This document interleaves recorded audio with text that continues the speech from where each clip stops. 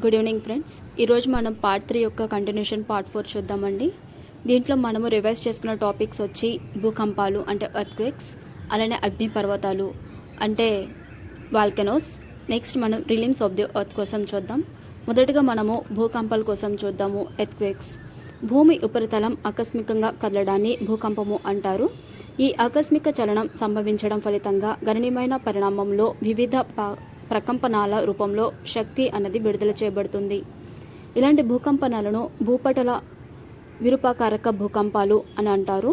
భూకంపములను గూర్చి విశదీకరించు శాస్త్రము భూకంప శాస్త్రము. భూకంపము సంభవించే ప్రాంతాన్ని భూకంప నాభి అని, భూకంప నాభి పైగల భూమి ఉపరితలం నందలి ప్రాంతాన్ని భూకంప అధికేంద్రము అని అంటారు.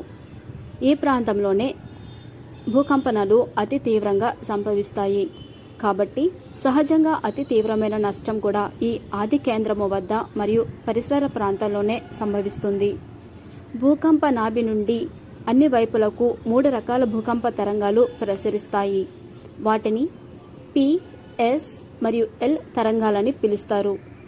ఒత్తిడిని కలిగించే తరంగాలు చీల్చే తరంగాలు కంటే 1.7 రెట్లు అధిక వేగంతో ప్రయాణిస్తాయి కనుక అవి భూకంపనాలను నమోదు చేసే కేంద్రాలుగా ముందుగా చేరుతాయి.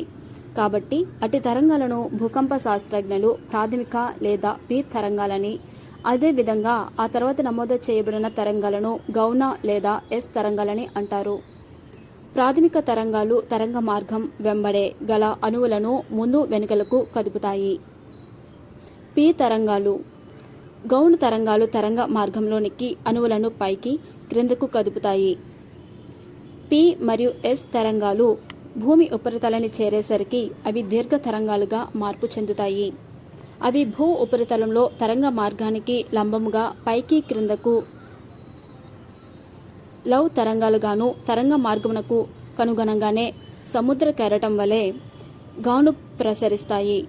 తరంగాలు భూమి ఉపరితలం ఎల్ తరంగాలు భూమి ఉపరితల పొరల ద్వారా ప్రసరిస్తాయి. కాబట్టి భూమి ఉపరితలంపై సంభవించే నష్టానికి ఎల్ తరంగాలే కారణమవుతూ ఉంటాయి. పి తరంగాలు ఎటువంటి మాధ్యమము ద్వారానైనా ప్రసరిస్తాయి. అయితే ఎస్ తరంగాలు మాత్రం ద్రవ పదార్థాల ద్వారా ప్రసరించలేవు. భూమికి నష్టం కలిగేది ఎక్కువగా ఎల్ తరంగాల వలనే. భూకంప తరంగాలను గుర్తించి నమోదు చేసే పరికరాన్ని భూకంప తరంగ లేఖిని అంటే సిస్మోగ్రాఫ్ అని అంటారు. ఒక గ్రాఫ్ లాగా తయారు చేయబడే ఈ చిత్రాన్ని భూకంప తరంగ చిత్రము సిస్మోగ్రామ్ అని అంటారు. భూకంపాలు సంభవించే ప్రాంతాలు లోతుని బట్టి భూకంపాలను వర్గీకరించవచ్చు. అవి భూకంప నాభి లోతు 300 కిలోమీటర్ల కంటే అధికంగా ఉన్నట్లయితే అట్టి భూకంపాలను లోతు నాభి డీప్ ఫోకస్ భూకంపాలని అంటారు. ఇటు భూకంపాలు ఏ కారణం వల్ల సంభవిస్తాయో ఈనాటికి కనుగొనబడలేదు. రెండవది, భూకంప నాభి లోతు నుండి లోతు 300 కిలోమీటర్లకు నుండి 55 కిలోమీటర్ల మధ్య ఉన్నట్లయితే అట్టి భూకంపాలను మాధ్యమిక నాభి భూకంపాలని, అదేవిధంగా భూకంప నాభి లోతు 55 కిలోమీటర్ల కంటే తక్కువైనట్లయితే అట్టి భూకంపాలను తక్కువ లోతు నాభి భూకంపాలని అంటారు. భూకంప నాభి లోతు పెరిగే కొద్దీ భూకంప ప్రభావానికి గురయ్యే ప్రాంత వైశాల్యం పెరుగుతుంది. అదేవిధంగా భూకంప నాభి లోతు తగ్గే కొలది భూకంపం యొక్క తీవ్రత పెరుగుతుంది. భూకంప తరంగాలు తీవ్రతను రెక్టర్ ప్రమాణం అంటే రెక్టర్ స్కేల్ ఆధారంగా కొలుస్తారు. వివిధ బిందువులుగా గుర్తించబడిన ఈ ప్రమాణంలో ప్రతి ఏకాంకము క్రిందకి ఏకాము సూచించి శక్తి కంటే 30 రెట్లు అధిక శక్తిని విడుదల చేసినట్లుగా గుర్తిస్తారు. ఉదాహరణకు ఈ ప్రమాణంలోని 2 మనం భౌతికంగా గుర్తించలేని తక్కువ భూకంప తీవ్రతను సూచించగా, ఈ ప్రమాణంలోని 7 ఒక విశాలమైన ప్రాంతాన్ని వినాశనం చేయగల భూకంప తీవ్రతను సూచిస్తుంది. రెండవ పాయింట్, భూకంపాలు సంభవించడానికి గల కారణాల కోసం చూద్దాము. అగ్నిపర్వతాలు విస్ఫోటనము వలన కూడా భూకంపాలు సంభవిస్తాయి. అయితే భూకంపాల తీవ్రతను కానీ భూకంపాల వల్ల ప్రభావితం చేయబడు ప్రదేశ విస్తీర్ణము కానీ సాధారణంగా చాలా తక్కువగా ఉంటుంది. అంతర్జలము ప్రభావంతో ఏర్పడే గుహలు పైకప్పులు కూలిపోవడం మూలంగాను, గనులు పైకప్పులు కూలిపోవడం మూలంగాను, సొరంగ మార్గాలు పైకప్పులు కూలిపోవడం మూలంగాను, కొండ చర్యలు విరిగిపడడం మూలంగాను, భూపాతములు ల్యాండ్ స్లైడ్స్ మూలంగాను, హీను సంపాతము వలన కూడా అతి తక్కువ నష్టాన్ని కలిగించే మంద్ర స్థాయిలో భూకంపాలు ఏర్పడతాయి. శాస్త్రీయ పద్ధతులు ద్వారాను మరియు అత్యధిక స్థాయిలోనూ అంతర్జల నిక్షేపాలను వినియోగించడం మూలంగా కూడా భూకంపాలు సంభవిస్తాయని ఆధునిక పరిశోధనలు వెల్లడి చేస్తున్నాయి. ఇప్పుడు మనము భూకంపాల యొక్క ఫలితాలు చూద్దాము. భూకంపాల మూలంగా ధన ప్రాణ నష్టాలు సంభవిస్తాయి. భూకంపనాలు తీవ్రతను కంటే భూకంపం సంభవించటం మూలంగా వెంటనే సంభవించే కొన్ని దుష్ఫలితాల వల్ల ఎక్కువ నష్టం సంభవిస్తుంది. ఉదాహరణకు, సముద్ర భూతలంపై సంభవించు భూకంపాలు ఫలితంగా సునామీ అని పిలువబడే అతిపెద్ద వరద తరంగాలు ఏర్పడతాయి. ఈ తరంగ ధైర్యము 200 కిలోమీటర్ల వరకు మరియు ప్రయాణ వేగము గంటకు 800 కిలోమీటర్లుగా ఉంటుంది. ఇవి ప్రయాణం చేసే మార్గంలో కొన్ని వందల మరియు కొన్ని వేల కిలోమీటర్లు గల ద్వీపాలను మరియు తీరాల్లోని పల్లపు ప్రాంతాల్లోనూ అతి తీవ్రమైన నష్టాన్ని కలుగజేస్తాయి. భూకంపాల వలన ఇంధన రవాణా మార్గాలను, వాహన రవాణా మార్గాలు విచ్ఛిన్నమవుతాయి. నదులు తమ లోయలను కొండ చర్యలు విరిగినప్పుడు పూడ్చివేసిన సందర్భాలలో తమ ప్రవాహ మార్గాలను మార్చుకుంటాయి. అగ్ని ప్రమాదాలు సంభవిస్తాయి. నూతులు ఎండిపోతాయి. గనులు, గొట్టపు మార్గాలు నీరు ఉపయోగం లేకుండా పోతాయి. భవనాలు కూలిపోతాయి. చెట్లు పెకిలించబడతాయి. కొన్ని ప్రదేశాలు ఉత్తర్ధనము చెందుతాయి. కొన్ని ప్రాంతాలు కృంగిపోతాయి. కొన్ని ప్రదేశాలలో భూపటంపై పగుళ్లు ఏర్పడతాయి. భూకంపాల వల్ల ఇటువంటి దుష్ఫలితాలు అనేకం సంభవిస్తాయి. వేలాది సంవత్సరాలుగా విస్తరించి ఉన్న మానవ చరిత్రలో సంభవించిన అనేక భూకంపాల మూలంగా సంభవించిన ధన ప్రాణ నష్టాలను లెక్కించడం ఎవరికీ సాధ్యం కాదు. అయితే నష్టం విషయంలో క్రీస్తు శకం 1897 నుండి 1950 వరకు 53 సంవత్సరాల మధ్య కాలంలో మన దేశంలో 4 తీవ్ర భూకంపాలు రెక్టర్ స్కేలుపై నమోదు చేయబడ్డాయి. అవి 1819లో కచ్ భూకంపం, 1897 అస్సాంలో సంభవించిన భూకంపం, 1934లో బీహార్ నేపాల్ మధ్య భూకంపం, 1950లో అస్సాం భూకంపం, 93లో లాటూరు, 2001లో భుజ్ భూకంపం. ఇప్పుడు మనము భూకంపాల విస్తరణ కోసం చూద్దాము. ప్రతి సంవత్సరము సుమారు 10 లక్షల భూకంపాలు సంభవిస్తున్నట్లు అంచనా.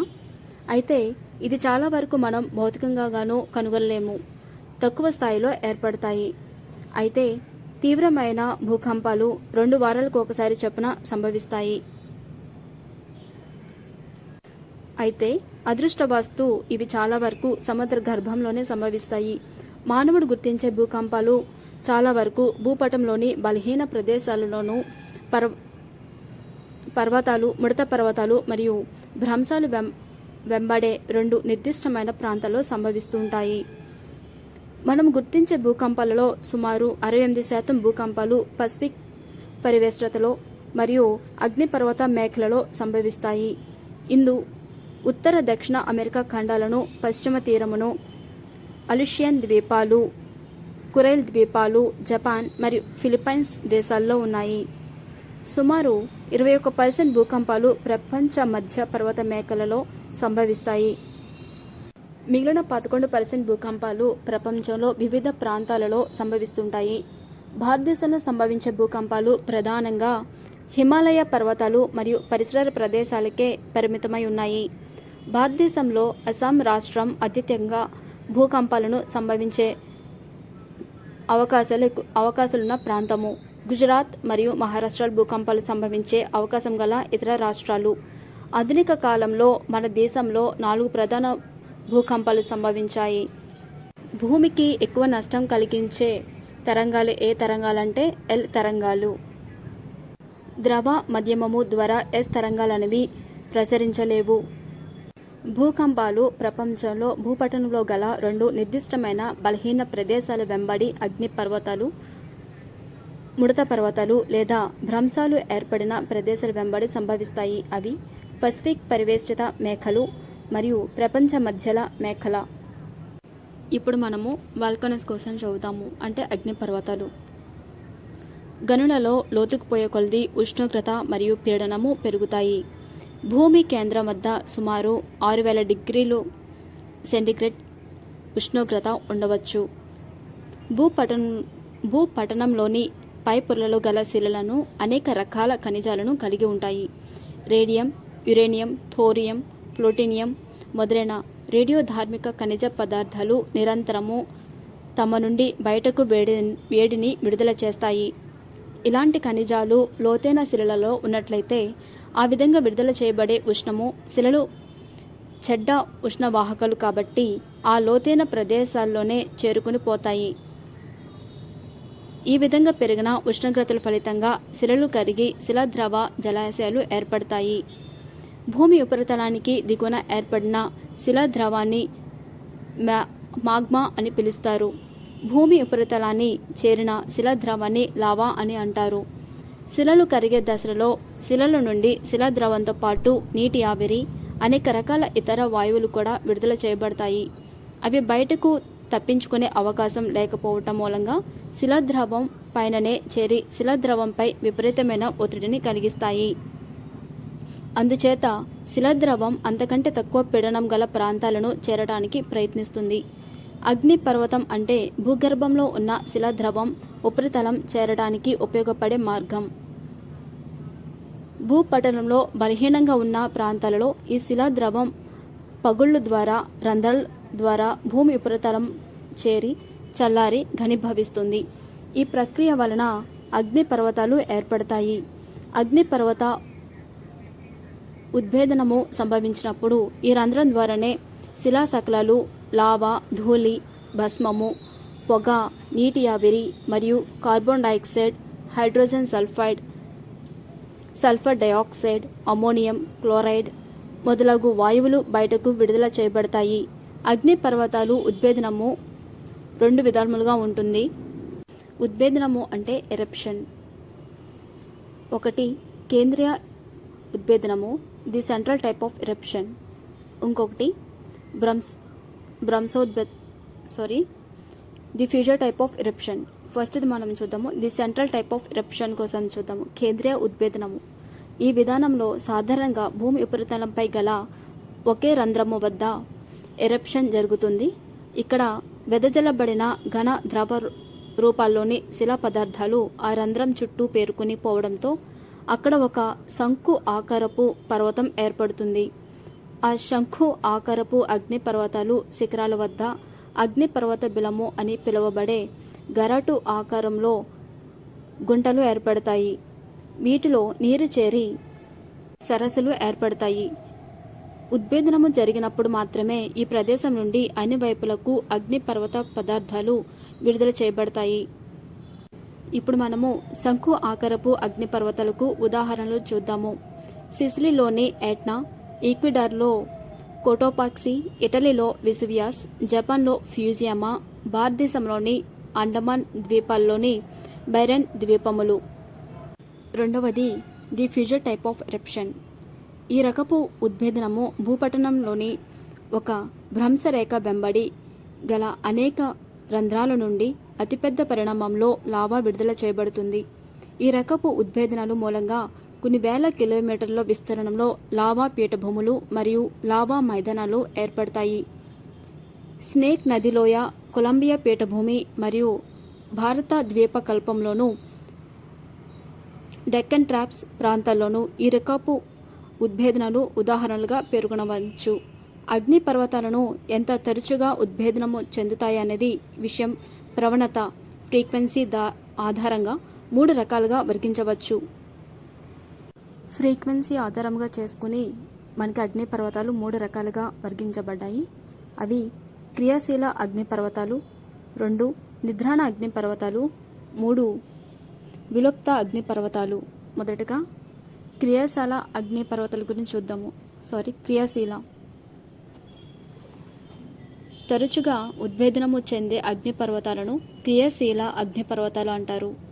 వీటికి ఉదాహరణ ఇటలీలోని వెసువియస్, ఇండోనేషియాలోని క్రాకటోవా, హవాయి ద్వీపాల్లోని మనలోవా అండమాన్ ద్వీపాలకు తూర్పు వైపున గల భారన్ ద్వీపములు క్రియాశీల అగ్నిపర్వతాలకు గల కొన్ని చక్కని ఉదాహరణలు.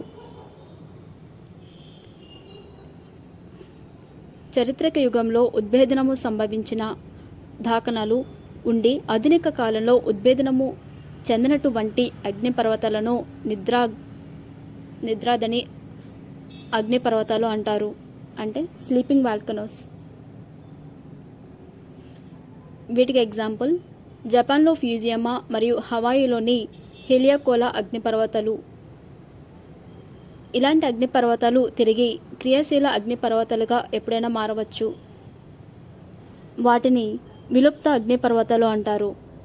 వీటికి ఎగ్జాంపుల్ హిందూ మహాసముద్రం నందు అండమాన్ ద్వీపాలకు ఈశాన్యంగా భారతీయ జలభాగంలోని గల నార్కోడమ్ మరియు టాంజానియాలోని కిలిమంజారో ఇలాంటి అగ్నిపర్వతాలకు ఉదాహరణలు. అగ్నిపర్వతాలు ప్రపంచ విస్తరణ. అగ్నిపర్వతాలు, ముడత పర్వతాలు మరియు భూకంపాల విషయంలో గణనీయమైన పోలిక ఉంది. ప్రపంచంలో 500 పైన చిలుకు అగ్నిపర్వతాలు ఉన్నాయి. వీటిలో అధిక భాగము ఆధునిక కాలంలో వళ్ళుళ్ళు మరియు భ్రంశాలు ఏర్పడిన భూపటలము నందలి బలహీనమైన ప్రాంతాలలో 3 మేఖలలుగా ఏర్పడ్డాయి. మేఖలలు అంటే బెల్ట్స్. మొత్తం అగ్నిపర్వతాల్లో 80% కంటే ఎక్కువగా ఇవి పసిఫిక్ మహాసముద్రం చుట్టూ ఒకే బెల్ట్గా విస్తరించి ఉన్నాయి. ఈ బెల్ట్లను పసిఫిక్ పరివేష్టిత బెల్ట్స్ అని అంటారు. హెచ్చు సంఖ్యలో అగ్నిపర్వతాలు ఉండడం మూలంగా ఈ బెల్ట్స్ను పసిఫిక్ అగ్ని వలయము అని కూడా పిలుస్తారు. ఫ్యూజియామా, కోటోపాక్సీ మరియు మోయున్ మొదలైనవి ఈ బెల్ట్స్ ఎందలి ప్రసిద్ధి చెందిన అగ్నిపర్వతాలు. ప్రపంచ ప్రసిద్ధి చెందిన ఎట్నా స్ట్రంబోలి అంటే మధ్యధరా సముద్రంలో సిసిలీకి ఈశాన్యంగా గల అగ్నిపర్వత ద్వీపము. విసువియస్ మొదలగు అగ్నిపర్వతాలు ప్రపంచ మధ్య పర్వత మేఖల అనేక వేరొక మేఖలలో ఉన్నాయి. ఈ మేఖల పడమర నుండి తూర్పునకు మధ్యధరా సముద్రం, హిందూ మహాసముద్రాలు మీదుగా పసిఫిక్ పరివేష్టిత మేఖల వరకు విస్తరించి ఉంది. ఆఫ్రికా పగులు లోయ మేఖల అని పిలువబడే 3వ మేఖలలో టాంజానియా దేశంలోని విలుప్త అగ్నిపర్వతమైన కిలిమంజారో పర్వతం ఉంది. మరికొన్ని అగ్నిపర్వతాలు హిందూ మహాసముద్రం, అట్లాంటిక్ మహాసముద్రం మరియు పసిఫిక్ మహాసముద్రంలో ద్వీపాలుగా ఉన్నాయి. మనకి అగ్నిపర్వతాలు ప్రపంచ విస్తరణలో మనకి ముఖ్యమైనది ఏంటంటే పసిఫిక్ అగ్ని వలయము. దీన్ని మనము పసిఫిక్ పరివేష్టిత మేఖలు అంటాము. రెండవది ప్రపంచ మధ్య పర్వత మేఖలు. మేఖలు కదండి, మేఖల బెల్ట్స్. అగ్నిపర్వతాల ఉద్భేదనం యొక్క ఫలితాలు చూద్దాం. అగ్నిపర్వతాలు ఉద్భేదనం చెందిన ప్రాంతాల్లోనూ సమీప పరిసర ప్రాంతాల్లో కూడా ధన ప్రాణ నష్టాలు సంభవిస్తాయి. అయితే ఆ తర్వాత ఎంతో కాలం పాటు ఈ అగ్నిపర్వతాలు ఉద్భేదనము ఫలితంగా మానవ జాతి అనేక విధాలుగా లాభం పొందుతుంది. ఈ ఉద్భేదనము ఫలితంగా భూమి లోతుల నుండి విలువైన ఖనిజాలు భూమి ఉపరితలంపైకి లేదా ఉపరితలానికి దగ్గరగా తీసుకుని రాబడతాయి. ఈ ప్రదేశాలలో సారవంతమైన నేలలు ఏర్పడతాయి. జావాలో గమనించబడిన విధంగా ఇట్లాంటి నేలలు సాధారణంగా అధిక జనసాంద్రతలకు అలవాలుపై ఉంటాయి. ఉదాహరణకు భారతదేశంలోని డెక్కన్ ట్రాప్స్ ప్రాంతాల్లో ఏర్పడిన నల్ల రేగడి నేలలు నూనె గింజలు, ప్రత్తి మొదలైన వాణిజ్య పంటలకు నిలయాలుగా ఉన్నాయి. తర్వాత మనము రివైజ్ చేసుకునే టాపిక్ వచ్చి రిలిమ్స్ ఆఫ్ ది ఎర్త్ అండి, అంటే భూమి ఆవరణములు. మొదటగా భూమి ఆవిర్భావం పిదమ భూమి ఉపరితలంపై 4 ఆవరణాలు ఏర్పడ్డాయి. అవి జలావరణము, శిలావరణము, వాతావరణము మరియు జీవావరణములు. వీటినే మనము భౌతిక అంశాలు అంటాము. భౌతిక అంశాలు అంటే ప్రాణులు నివసించగలిగిన లేయర్నే మనం భౌతిక అంశాలున్న లేయర్ అని అంటాము. ఆవరణం అంటే ఆవరించున్న భాగము లేక ప్రాంతము అని అర్థము. ఇది ఖండాలుగా వివిధ భూస్వరూపాలుగా ఏర్పడింది. భూగోళము చాలా వరకు నీటి పొరచే ఆవరించబడి ఉన్నదని మనకు తెలుసు. అలానే విశాల భూభాగాలను ఖండాలని అంటాము. వీటిని వేరు చేస్తూ ఉన్న ఉప్పునీటి భాగాలను మహాసముద్రాలు అంటాము.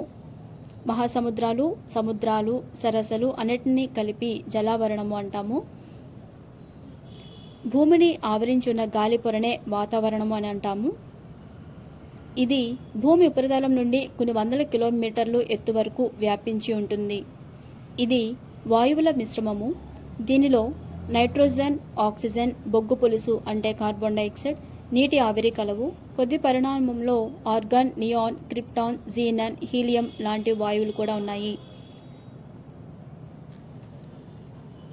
వాతావరణంలో వాయువుల యొక్క శాతము చూద్దాము. మొదటగా నైట్రోజన్, దాని యొక్క శాతం వచ్చి 78.08%. ఆక్సిజన్ 20.94%. ఆర్గాన్ 0.93%. Carbon dioxide 0.03%. మన యొక్క యవర్ణములు వరుసగా చూద్దామండి. మొదటగా బయోస్పియర్, బయో అంటే లైఫ్. హైడ్రోస్పియర్, హైడ్రో అంటే వాటర్. అట్మాస్ఫియర్, అట్మాస్ అంటే vapour. Lithosphere, litho means stone. ఇప్పుడు మనము వాతావరణంలోని పొరల కోసం చూద్దాము. వాతావరణం సాధారణంగా 3 ముఖ్యమైన పొరలుగా విభజించవచ్చు. వాటిని ట్రోపో ఆవరణము, స్ట్రాటో ఆవరణము మరియు ఐనో ఆవరణము. వాటిని విభజించడానికి ఖచ్చితమైన సరిహద్దు రేఖలైతే ఏమీ లేవు. ట్రోపో ఆవరణము వాతావరణంలో ఎక్కువ సాంద్రత గల పొర అంటే డెన్సిటీ. ఇది భూమి ఉపరితలం నుండి 8 నుండి 18 కిలోమీటర్ల ఎత్తు వరకు ఉంటుంది. ధ్రువ ప్రాంతంలో దీని మందము తక్కువగాను, భూమధ్య రేఖ వద్ద ఎక్కువగాను ఉండును. వాతావరణంలోని మార్పులనియు ట్రోపో ఆవరణంలోనే జరుగును. ఈ పొర పగలు సూర్యతాపము నుండి రాత్రి భూమి ఉపరితలంపై గల తగ్గిన వెచ్చదనమును నిలిపి జీవరాశులను రక్షిస్తుంది. మేఘములు, అవపాతము ఈ పొరలోనే ఏర్పడతాయి. భూమి ఉపరితలం నుండి పైకి పోవు కొలది ఉష్ణోగ్రత, వాయుపీడనము తగ్గును. రెండవది ట్రోపో ఆవరణము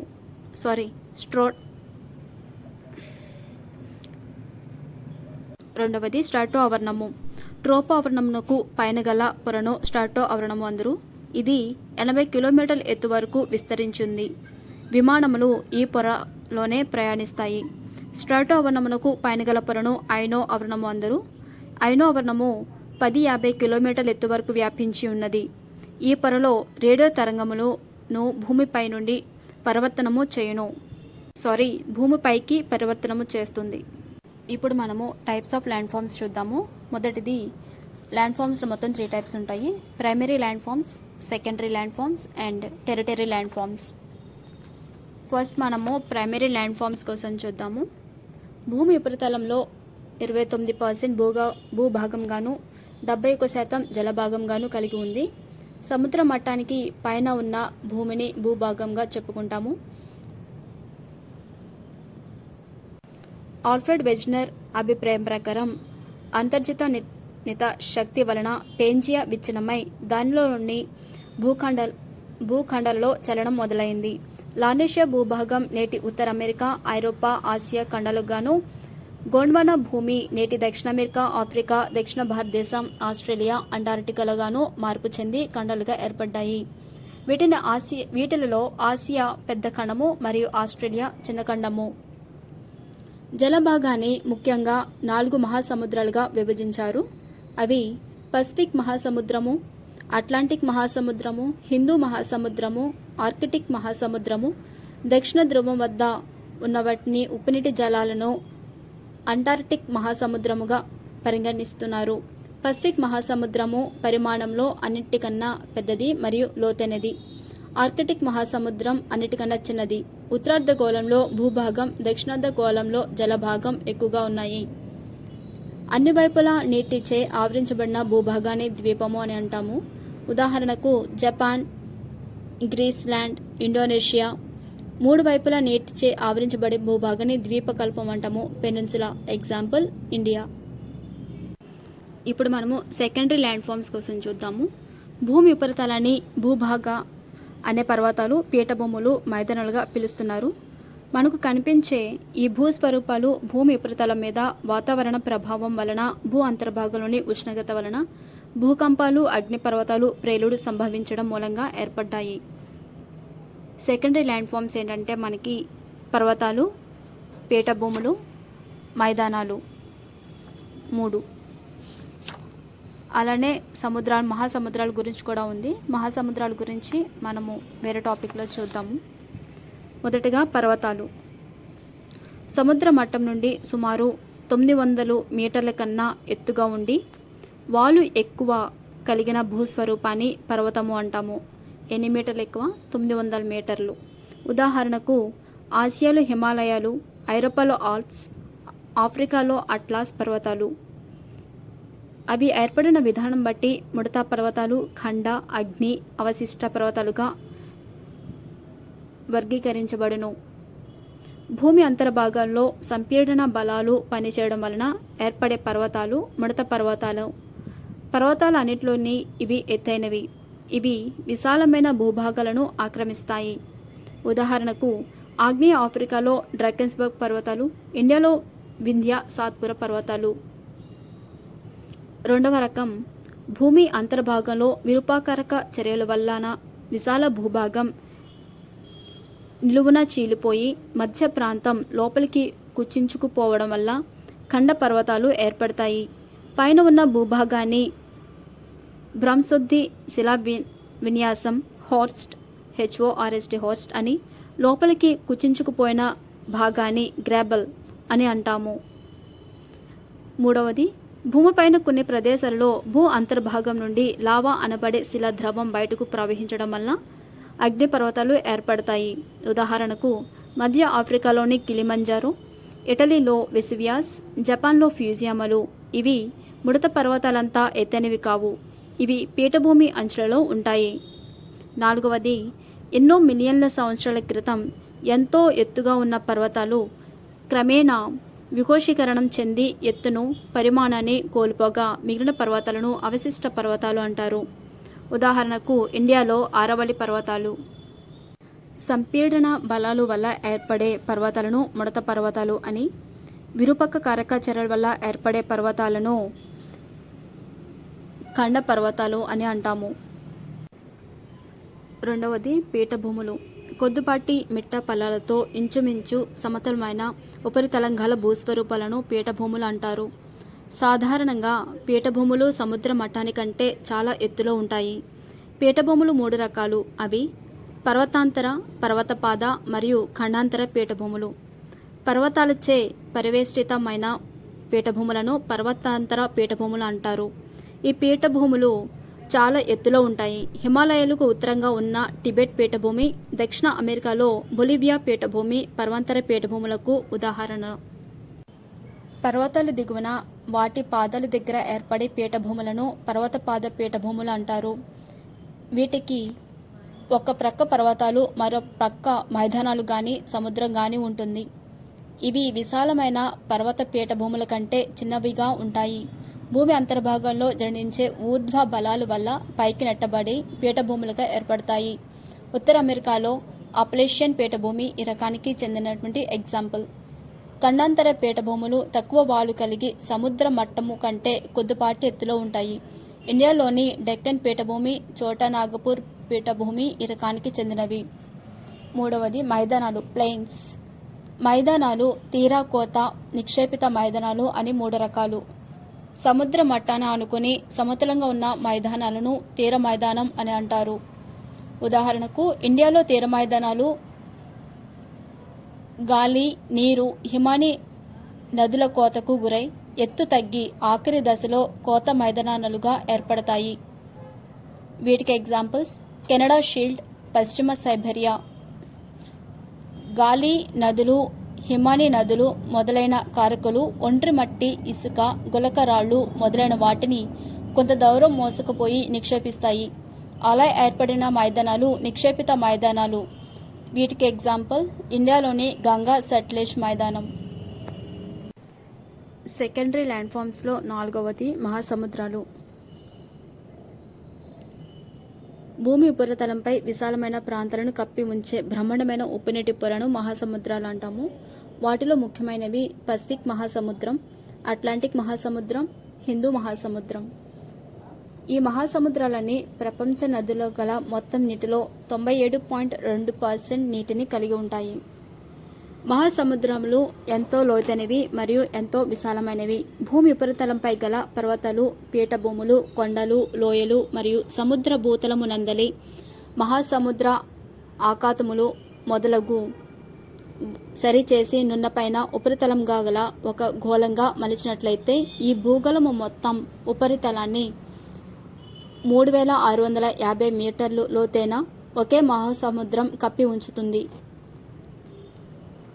భూమి ఉపరితలంపై గల అత్యున్నత పర్వత శిఖరమైనటువంటి మౌంట్ ఎవరెస్ట్ దాని యొక్క ఎత్తు 8848 మీటర్లు. మొదట్లో ఖండించి దానిని ప్రపంచంలోకెల్లా లోతైన మహాసముద్రం అఖాతమైనటువంటి మెరియానా ట్రంచ్ దాని యొక్క లోతు వచ్చి 11,034 మీటర్ల లోతు పాడేసినట్లయితే అది 2 కిలోమీటర్ల కంటే ఎక్కువ లోతులో మునిగిపోతుంది. సముద్ర జలాలలో నైట్రోజన్, ఆక్సిజన్, కార్బన్ డైఆక్సైడ్ వాయువు మొదలైన వాయువులు కూడా కలిగి ఉన్నాయి. సముద్ర జలాలలో ఉన్నటువంటి ద్రవణ రూపంలో ఉన్న కాల్షియం, సిలికాన్ మరియు ఫాస్ఫేట్లు సముద్ర జీవరాశులకు తమ కర్పకాలను మరియు అస్థి పంజరాలను తయారు చేసుకోవడానికి ఉపయోగపడుతున్నాయి. ఇప్పుడు సముద్ర జలాల లవణీయత. సముద్ర జలాల్లో కరిగి ఉన్న లవణాలు పరిమాణాన్ని లవణీయత అంటారు. సముద్ర జలాలు సరాసరి లవణీయత 1000 వంతుల నీటిలో 33 నుంచి 37 వంతుల వరకు ఉంటుంది. దీనిని మూలంగా 33% నుండి 37%గా పేర్కొంటారు. లవణీయత 35%గా ఉన్నట్లయితే దానిని సాధారణ లవణీయత అంటారు. అయితే ఈ లవణీయత స్థానిక పరిస్థితులను బట్టి మార్పు చెందుతూ ఉంటుంది. పెద్ద నదుల కలయిక మూలంగా పెద్ద మొత్తంలో మంచు కరిగి నీరు చేరటం మూలంగా మరియు పెద్ద పరిమాణంలో వర్షపాతం సంభవించడం మూలంగా లవణీయత అన్నది తగ్గుతుంది. అయితే అతి తక్కువ వర్షపాతం సంభవించే ప్రాంతంలోనూ అధిక ఉష్ణోగ్రత మూలంగా నీరు ఎక్కువగా ఆవిరయ్యే ఆయా ప్రాంతాల్లోనూ లవణీయత పెరుగుతుంది. పెద్ద మొత్తాలలో నదుల నుండి మంచు కరిగి నీటిని గ్రహించే బాల్టిక్ సముద్రంలో లవణీయత చాలా తక్కువగా అంటే 7.2% మాత్రమే ఉంటుంది. అమెజాన్ మొదలైన పెద్ద నదులు అవి సముద్రాల్లో కలిసే ప్రాంతాల్లో సముద్రాల లవణీయతను తగ్గిస్తాయి. పెద్ద మొత్తాలలో వర్షపాతం సంభవించే భూమధ్య రేఖ ప్రాంతాల్లో పోల్చినట్లయితే నీరు ఎక్కువగా ఆవిరి చేయబడే ఆయన రేఖ ప్రాంతాల్లో లవణీయత ఎక్కువ. అన్ని వైపులా భూభాగాలతో ఆవరించబడిన మధ్యధర సముద్రం లవణీయత ఇంకా ఎక్కువ. ప్రపంచంలో ఏ ఇతర సముద్రంలో కంటే కూడా అతి తక్కువ లవణీయత మృత సముద్రంలో ఉంది. ఆ సముద్రంలో అది 228% కంటే ఎక్కువగా ఉంది. 228. Dead Sea. మామూలుగా లవణీయత ఎంత ఉంటుంది మనకి 33% నుంచి 37%గా. నార్మల్గా సాధారణ లవణీయత అని ఎంత శాతం అంటే 35%గా ఉంటే కనుక సాధారణ లవణీయత అంటాము. అదే మనకి తక్కువ లవణీయత గల బాల్టిక్ సముద్రంలో ఎంత శాతం ఉంటుంది లవణీయత అంటే 7.2%. అలానే మనకి డెడ్ సీలో ఎక్కువ లవణీయత శాతం ఉంటుంది. అది ఎంత ఉంటుందంటే 228%. ఇప్పుడు మనము సముద్ర జల సాంద్రత కోసం చూద్దాము. అంటే density of the ocean water. సముద్ర ప్రవాహాలు ఏర్పడడానికి గల ప్రధాన కారణాంశాల్లో సముద్ర జల లవణీయత ఒకటి. సముద్ర జలాల ఉష్ణోగ్రత మరియు లవణీయతలో పరస్పర ప్రభావం సముద్ర జల సాంద్రతపై ఉంటుంది.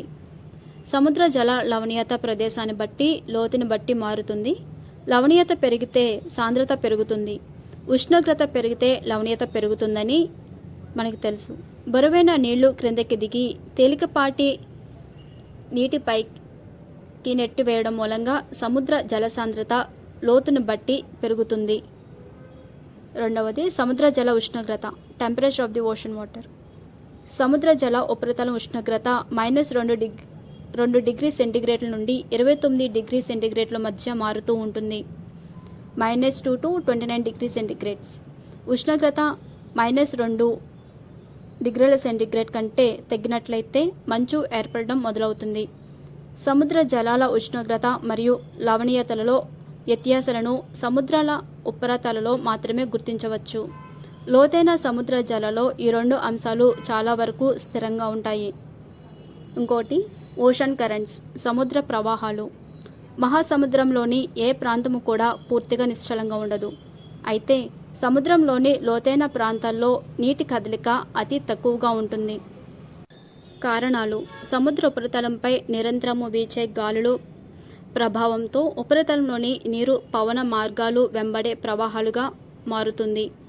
భూభ్రమణము, సముద్ర భూతలం యొక్క ఆకృతి, సముద్ర తీరాలలోని భూభాగాల ఆకృతి మొదలైనవి సముద్ర ప్రవాహాల దిశను నిర్దేశించి ఇతర కారణాంశాలు. సముద్ర జలం ఉష్ణోగ్రత మరియు లవణీయత సముద్ర జలాల సాంద్రతను ప్రభావితం చేయడం ద్వారా సముద్ర ప్రవాహాలనేవి ఏర్పడతాయి. ఈ ప్రవాహాల విషయంలో పవనాల ప్రభావం అంతగా ఉండదు. సముద్ర ప్రవాహాలు ప్రధానంగా రెండు రకాలు. అవి వెచ్చని ప్రవాహాలు మరియు శీతల ప్రవాహాలు. వెచ్చని ప్రవాహాలు ధృవాల వైపునకు, శీతల ప్రవాహాలు భూమధ్య రేఖ వైపునకు ప్రవహిస్తాయి. సముద్ర ప్రవాహాలు ఫలితాలు: లోతైన సముద్ర జలం ఉపరితలపు సముద్ర జలంతో కలవడానికి సముద్ర ప్రవాహాల యొక్క అతి ముఖ్యమైన ఫలితంగా పేర్కొనవచ్చు. సముద్ర తీర ప్రాంతాల నుండి బలంగా వీచే గాలులు సముద్ర ఉపరితలం జలాలను తీరానికి దూరంగా నెట్టివేస్తాయి. అందువల్ల లోతైన సముద్ర జలాలు ఆ ప్రాంతాలలో పైకి ఉబ్బుకుతాయి. పైకి ఉబ్బుకి వచ్చే నీటిలో ఫాస్ఫరస్, సిలికాన్ మొదలైన పోషక పదార్థాలు పుష్కలంగా ఉండి అవి చేపలకు ఆహారంగా ఉపయోగపడే ప్లాంక్టన్ అనే జీవ పదార్థం పెరుగుదలకు ఉపయోగపడుతుంది. ఘన రూపంలో ఉండే భూభాగము కంటే ద్రవ రూపంలో ఉండే జలభాగానికి ఉష్ణాన్ని తనలో నిల్వ చేసే శక్తి 2.5 రెట్లు అధికము. భూమధ్య రేఖ ప్రాంతాలలో సముద్ర జలాలు గ్రహించే ఉష్ణాన్ని ఈ సముద్ర ప్రవాహాలు ధృవాల వైపుకు చేరువేస్తాయి. 3వ పాయింట్, ధృవ ప్రాంతాల నుంచి భూమధ్య రేఖ వైపునకు ప్రవహించే శీతల ప్రవాహాల మూలంగా నౌకాయానానికి అనేక అవరోధాలు ఏర్పడతాయి. లాబ్రడార్ మరియు తూర్పు గ్రీన్లాండ్ ప్రవాహాలు మంచు కొండలను అంటే ఐస్బర్గ్స్ మరియు మంచు పొరలను నౌక మార్గంలోనికి చేరవేస్తాయి. ఆ ప్రాంతాలలో వెచ్చని మరియు శీతల ప్రవాహాల కలయిక సంభవించడం మూలంగా అతి దట్టమైన పొగమంచు కూడా ఏర్పడుతుంది. 4వ పాయింట్, సముద్ర ప్రవాహాలు వెంబడే ప్రయాణం చేయు నౌకలకు ప్రయాణ సమయంలోనూ మరియు ఇంధన విషయంలో కూడా ఎంతో లాభం కలుగుతుంది. అందుచేతనే ఈ సముద్ర ప్రవాహాలన్నీ ప్రధాన సముద్ర మార్గాలుగా ఏర్పడతాయి. ఈ మార్గాలు వెంబడే ప్రపంచంలో రవాణా చేయబడే మొత్తం సరుకులలో అత్యధిక భాగము అతి చౌకగా రవాణా చేయబడుతున్నాయి. ఇప్పుడు అలలు, కెరటాలు చూద్దాము. Waves and tides.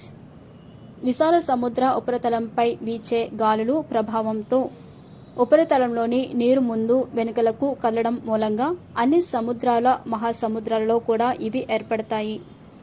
కెరటం యొక్క ఎత్తైన భాగాన్ని శృంగము అని, దానిని పక్కనే పల్లంగా ఏర్పడే భాగాన్ని ద్రోణి అని అంటారు.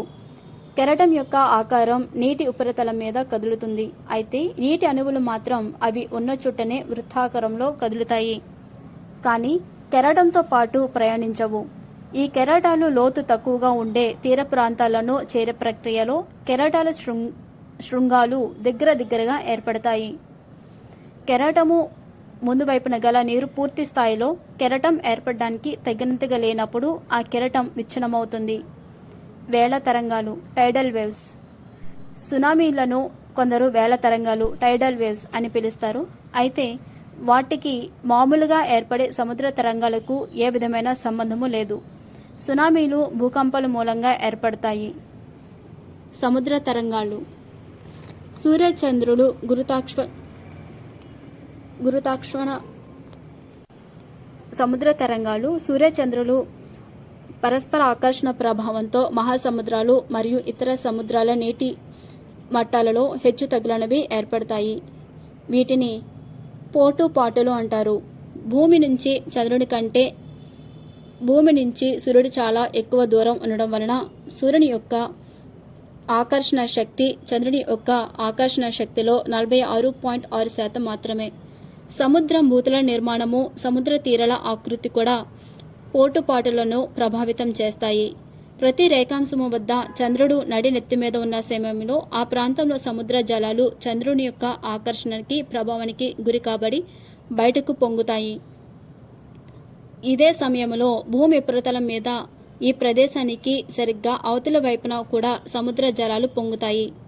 చంద్రుడు భూమిని ఒకేసారి చుట్టి రావడానికి 24 గంటల 52 నిమిషాల కాలము పడుతుంది. ఈ కాలంలో 2 సార్లు పోర్టులు 2 సార్లు పాటులు సంభవిస్తాయి. పర్వవేళ తరంగాలు మరియు లఘువేళ తరంగాలు అంటే స్ప్రింగ్ టైడ్స్, నీప్ టైడ్స్.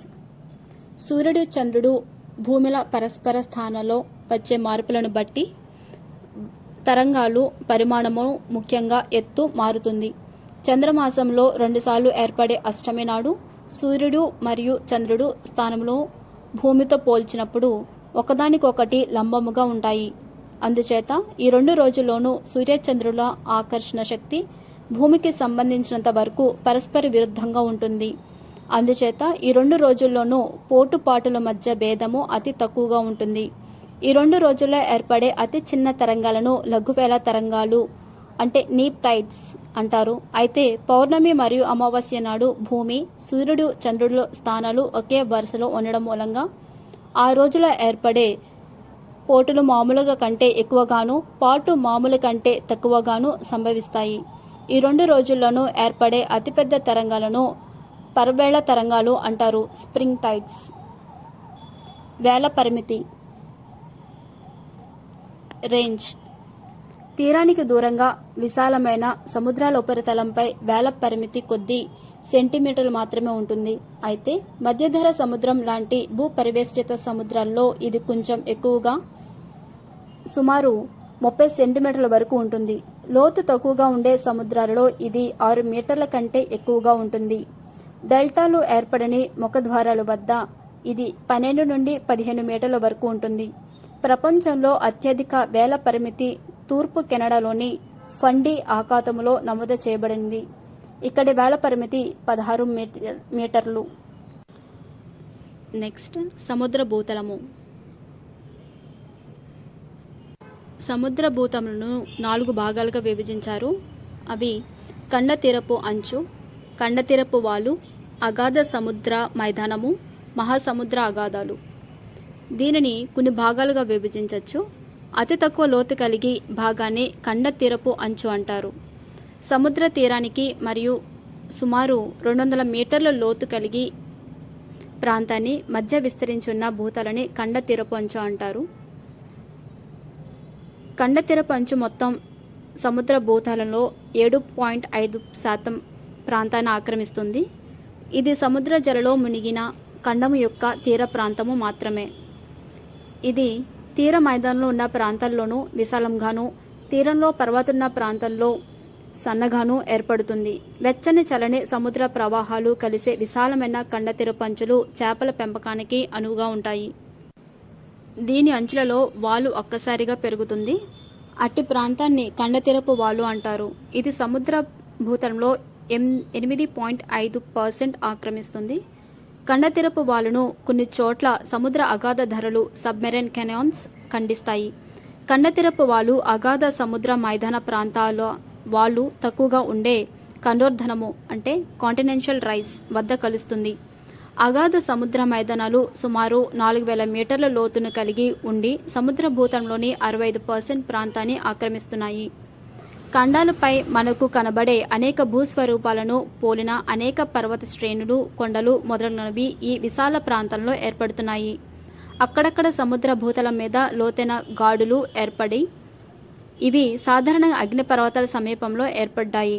భూమి ఉపరితలంపై ఏర్పడిన అతి లోతైన ప్రాంతాలుగా వీటిని పేర్కొనవచ్చు. వీటిని మహాసముద్ర అగాధాలు అంటారు.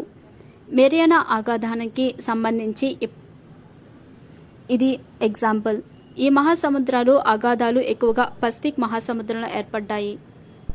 అయితే అక్కడక్కడ ఇవి అట్లాంటిక్ మరియు మహాసముద్రాల్లో కూడా ఉన్నాయి. మళ్ళీ ఒకసారి చూద్దామండి. ఖండతీరపు అంచు అంటే సముద్ర తీరం నుండి 180 నుండి 200 మీటర్ల లోతు వరకు ఉన్న దాన్ని ఖండతీరపు అంచు అంటాము.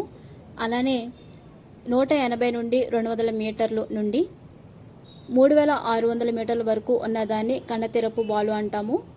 అలానే మనకి 3600 మీటర్ల నుండి 6000 వరకు ఉన్నదాన్ని లోతైన సముద్రాలు అని అంటాము. దీనికి మనకి మెరీనా ట్రంచ్ దీనికి బెస్ట్ ఎగ్జాంపుల్ అండి. దాని యొక్క లోతు వచ్చి 11,000 మీటర్లు. నెక్స్ట్ పాయింట్, సముద్ర భూతల నిక్షేపాలు. విపరీతంగా పెరుగుతున్న ప్రపంచ జనాభాను గమనించినట్లయితే మానవుని మనుగడకు మహాసముద్రాలు సరఫరా చేయగల ఆహార, ఖనిజ, శక్తి వనరులకు సంబంధించి పరిజ్ఞానం ఎంతవరకు ఉన్నదో దాని మీద ఆధారపడి ఉంటుంది. కన్నతీరపు అంచులు పెద్ద మొత్తాలలో చేపలు, రొయ్యలు, ముత్యపు చిప్పలు, పీతలు మొదలగు వివిధ రకాల సముద్ర జనిత ఆహారాలను మనకు అందజేస్తున్నాయి. అయితే అదేవిధంగా ఆ ప్రాంతపు నేల పొరలలో ముత్యాలు, పెట్రోలియం మొదలగు విలువైన పదార్థాలు కూడా లభిస్తున్నాయి. భూభాగం వలనే జలభాగాలు కూడా ప్రాణికోటి మనుగడకు అత్యవసరము. ఇవి కాలుష్యం కాకుండా జాగ్రత్తగా చూడడం మనందరి బాధ్యత. అగాధ సముద్ర నిక్షేపాలు ఆయా ప్రాంతాల్లో సముద్ర జల ఉపరితల ఉష్ణోగ్రత, సముద్రాల లోతు, తీరం నుంచి ఆ ప్రదేశానికి గల దూరం మొదలగు అంశాలపై ఆధారపడి ఉంటాయి. ఇవి భుజనిత నిక్షేపాలు శిలలు శిథిలం చేయబడినప్పుడు ఏర్పడిన ఖనిజాల అణువులను కలిగి ఉంటాయి. అవి నదులు మరియు పవనాల ద్వారా సముద్రాలకు చేర్చబడి తీరాలకు సమీపంలోనే లభిస్తాయి. సముద్ర జనిత నిక్షేపాలు అగాధ సముద్ర భూతలంపై లభిస్తాయి. అది సముద్ర జలలో నివసించే అనేక రకాల సూక్ష్మజీవులు మరియు శైవలాలు మొదలైన వాటికి సంబంధించిన కర్పరాలు మరియు అస్థిపంజరాలు శైథిలం మూలంగా ఏర్పడే స్రవము చేత కప్పబడి ఉంటుంది. సముద్ర భూతలంపై మాంగనీస్ గుళికలు లభిస్తాయని కనుగొనబడింది. ఈ గుళికలు ఆకార పరిమాణంలో బంగాళదుంపలను పోలి ఉంటాయి. ఈ గుళికలు కేంద్రం వద్ద ఒక శిలణువు ఉండి దానిపై పొరలు పొరలుగా లోహపు ఆక్సైడ్ నిక్షేపణ పడుతుంది. ఆ లోహ నిక్షేపాలు మొత్తం ప్రపంచమంతటికి కొన్ని వేల సంవత్సరాల కాలమునకు సరిపడినంతగా రాగి, కోబాల్ట్, తగరము మరియు మాంగనీస్ లోహాలను కలిగి ఉండి ఆర్థిక పరంగా ఎంతో విలువైనవిగా గుర్తించవచ్చు. ఇప్పుడు మనము టెరిటరీ ల్యాండ్ ఫామ్స్ కోసం చూద్దాము.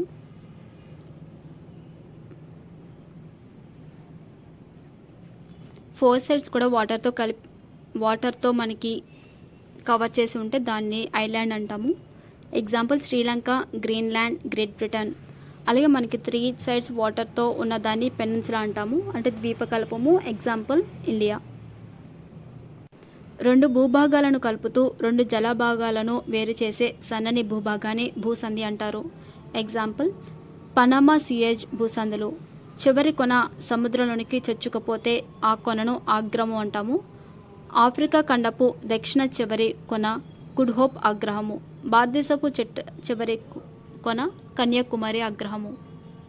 అత్యల్ప వర్షపాతం, అత్యధిక ఉష్ణోగ్రత గల ప్రాంతాన్ని ఎడారి అంటాము. ఎగ్జాంపుల్ ఆఫ్రికాలోని సహారా ఎడారి, ఇండియాలో థార్ ఎడారి.